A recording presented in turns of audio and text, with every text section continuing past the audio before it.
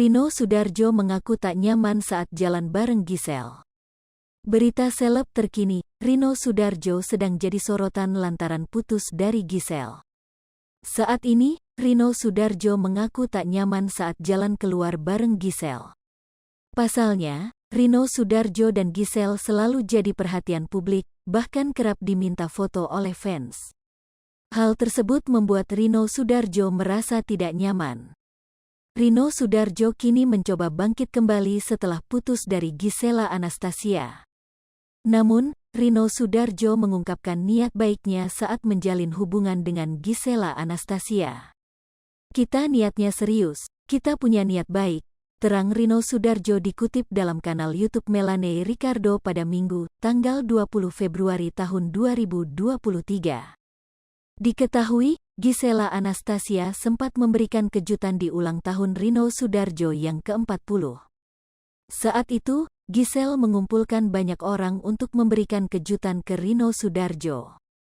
Akan tetapi, banyak orang yang berasumsi keduanya telah menggelar pesta tunangan. Hal itu dibantah langsung oleh Rino Soedarjo. "Oh enggak, itu kejutan ulang tahunku ke-40, tapi kayak pesta tunangan ya orang nganggepnya," jelas Rino Soedarjo.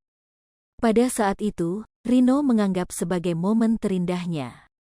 Rino hanya bisa tersipu malu saat menjawab bahwa momen tersebut adalah momen terindahnya. "Hahaha, it's beautiful, very beautiful," ungkap Rino Soedarjo.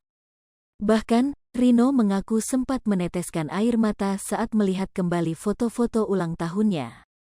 "Untuk sekarang enggak, tapi kemarin hahaha," ujar Rino Soedarjo. Sementara itu, Rino Soedarjo mengaku tidak nyaman saat jalan-jalan keluar bersama Giselle.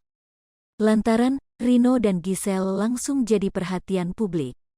Hal ini merupakan kali pertamanya Rino Soedarjo harus berhenti beberapa kali untuk melayani permintaan foto dari masyarakat. "Jujur kemarin baru pertama kali kalah. Sama Giselle setiap sudut orang ngambil foto, baru jalan dikit berhenti foto, nggak biasa," terang Rino Soedarjo. Pun Rino Soedarjo mengaku privasinya terganggu saat keluar dari rumah bersama Giselle. "Privasinya jadi nggak terjaga ya," jelas Rino Soedarjo.